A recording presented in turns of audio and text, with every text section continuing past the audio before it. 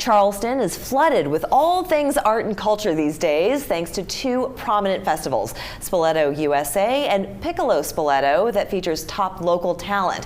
We're delighted to be joined by oil painter and this year's honorable mention, Hilarie Lambert, and artist and sculpture artist, Scott Penegar. It's great to have you both here with us. Thanks for having us. So let's start with you, Hilarie. Your images are just beautiful. Thank you. And not just of the Low Country, but of elsewhere in the world. Tell us a bit more about what inspires you.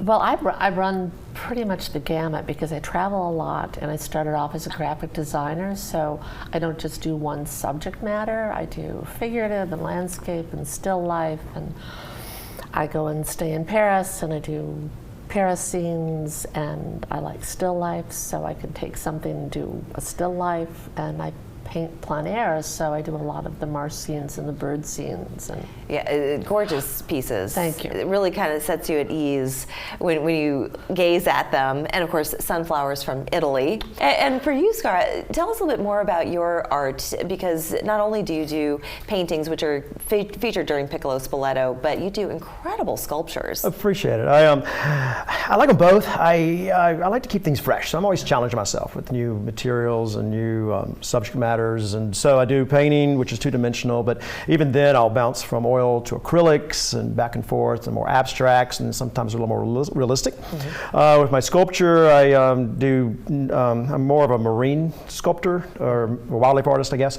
So I do native species of animals. I do bronze, also in stone, which are really different processes. Stone is a subtractive process. It's a very pure process. It's just me and a rock. The bronze is a process of a clay sculpture that is in with a series of molds, finally turns into finished bronze. Mm-hmm. Bronze gives me the ability to detail it and to add a lot of height and try to defy gravity. The stone's a little more constricting, but like I said, it's the purity of the process. Yeah, they're really quite remarkable, and a lot of them can be seen in public spaces around the Low Country. That's right. Yeah, I've been lucky to get a lot of commissions for public spaces, and I have a fountain at the corner of King and Calhoun. So I've done the show in Marion Square for almost 20 years. Mm-hmm. So it's like my second home. I love coming down to do the show. But on top of the painting show, where we're out there for 16 days, I get to visit my fountain, which is at the corner of King Street and Calhoun. What is that like for an artist? Because your work is also in public spaces, to walk in or walk by something that you created and it's there for the world to see. Oh, it's nice. I mean, it just makes you feel really good that people like your work. I mean, I'm thrilled when a client buys a painting or they commission a painting. We both do a lot of commissions. Yeah. And when they commission a painting, you go in and there it is installed in their house. It's just, or a public place. It's really nice.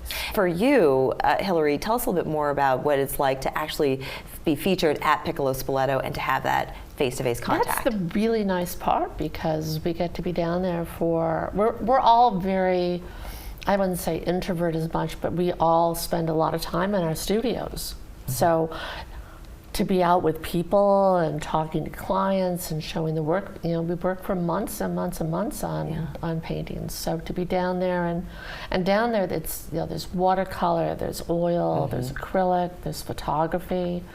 There's a lot of everything. There's a lot, and because the city is growing so much, mm-hmm, mm-hmm. there's a lot of people that have empty walls.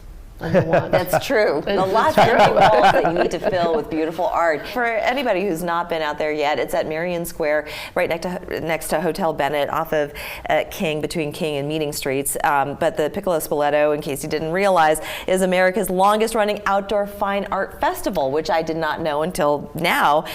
So more than 70 fine artists are there, and you can collaborate and get a piece commissioned and to meet the wonderful artists behind their work. And on Sunday, there is a paint out. So if people come down between 11 and 3, all the artists who are painters will be painting down there, and there might be an award on Sunday. We might have People's Choice at the end. We're still working out the details. Fantastic. Oh, that sounds like so much fun. Yeah, it's nice. You can see, so if you like watercolor, you can come down and see a watercolor done, or acrylic, or ask. The nice thing also is that all the artists are there every day. Yeah. So you get to talk to the artist who's doing and have the rapport and ask questions. Absolutely. And, That's yeah. wonderful. Well, thank you both so much for joining us. thank Get out you. there to Piccolo Spoleto. Thank you. We're back after this.